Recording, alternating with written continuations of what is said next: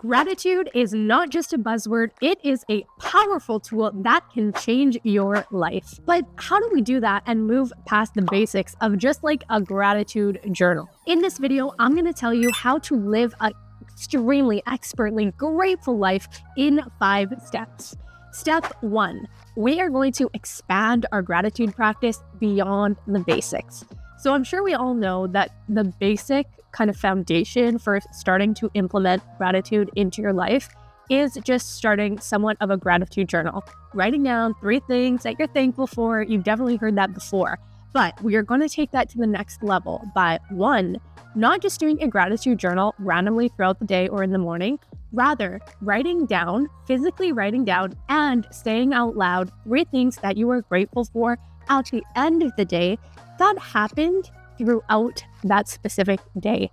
Why this takes gratitude to a next level is because what this will cause you to do is throughout the day, you're going to know that at the end of the day, you are going to have to write down 3 things that you are thankful for that happened that day. So you're going to start going throughout your days looking for things to be thankful for, looking for things to write down in your journal and not have it be the same thing. Like if you go for the same drive every single day to work, and one day you write down that you're thankful for that drive because it gives you time to decompress throughout the day when you come home, listen to your podcast before you go to your family, your friends, etc.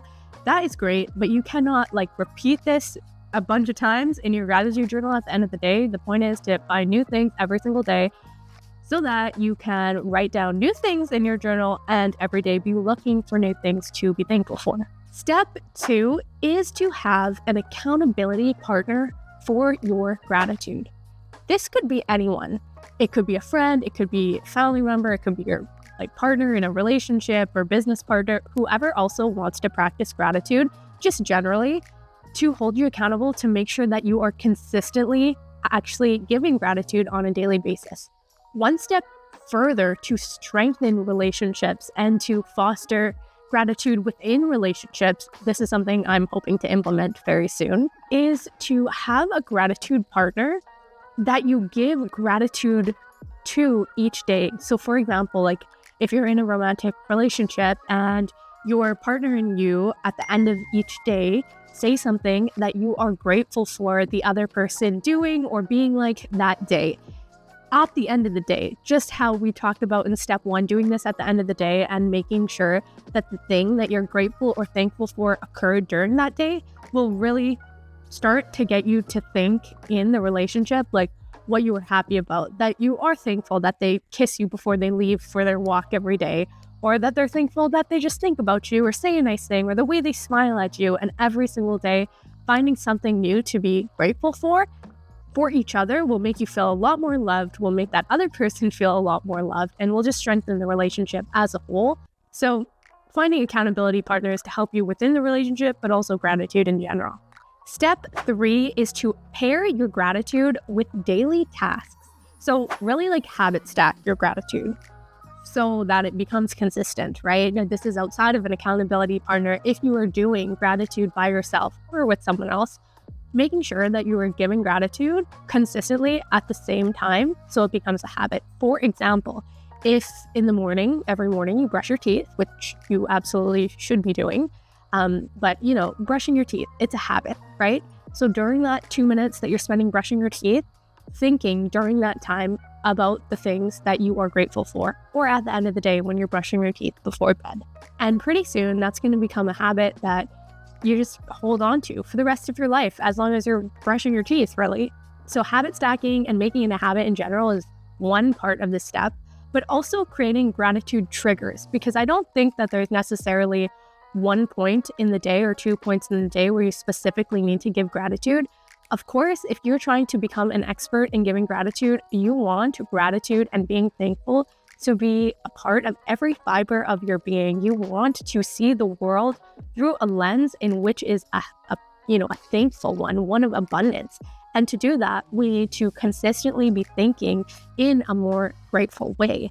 So not just habit stacking, but also having gratitude triggers, as I like to call them, where throughout the day you do things consistently, multiple times a day, that also trigger your mind to think about things that you're thankful for, or just coming back to a more abundant and less scarce mindset.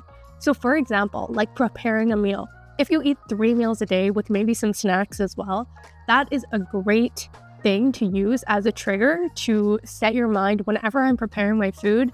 Let me make sure that I'm in a state of gratitude. And if I am not in a state of gratitude and love and thankfulness, how can I transition my mind to be back to that?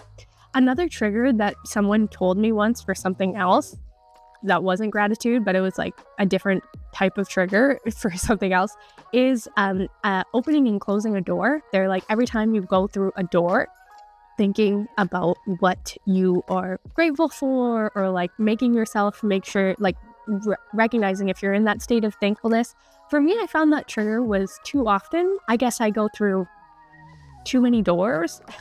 So I think it's really important to find a trigger that is like frequently occurring throughout the day, but not so frequent that you can't actually sustain always triggering a state of gratitude, if that makes sense.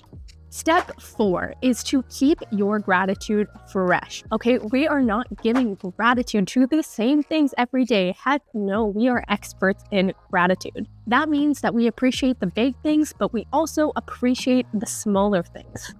We appreciate the smell of fresh cut grass when we are out for our walk.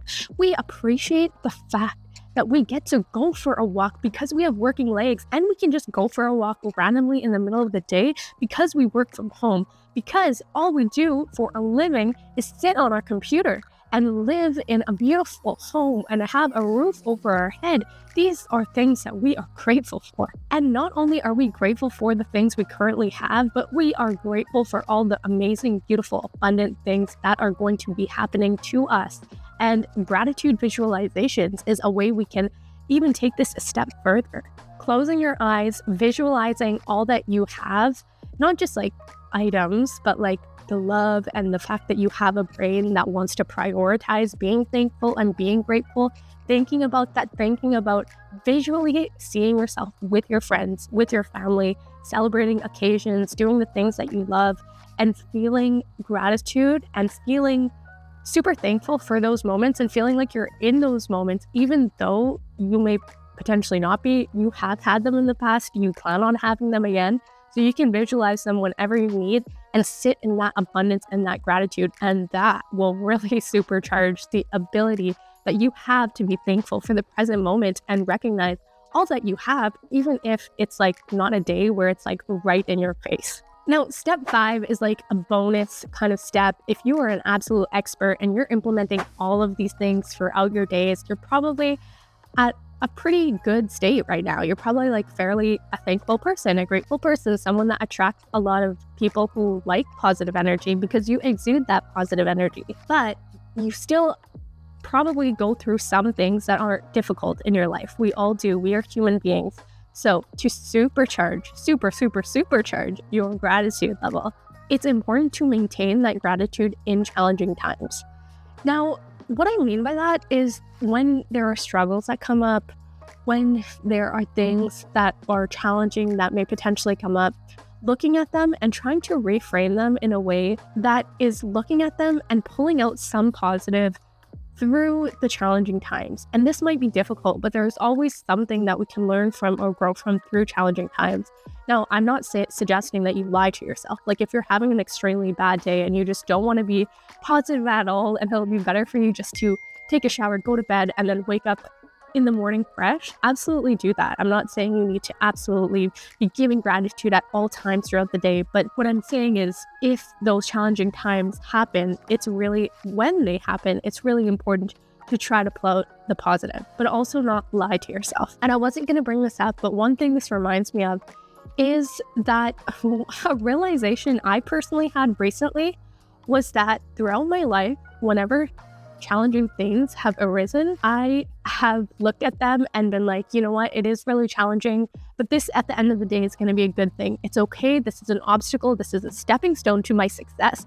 And overcoming this is going to make me into an even better, stronger, the best person and the best version of myself possible, which was good because I used it as like a coping mechanism to go through times and continue to be grateful, thankful, and positive. But at the same time, it actually has led me to now feel like in certain situations, I have misled myself to believe and to create struggles when there actually doesn't need to be, specifically in like my relationship, for example. Like at times I found in the past, like I will create conflict or look for conflict or things that we can improve on, even though we have such a solid relationship, because subconsciously I had trained myself to think that in order for growth, in order to become the best version of myself, I needed to have those obstacles, have those struggles to overcome. So that's just something I randomly thought of and shared now, because I just told you to do what I accidentally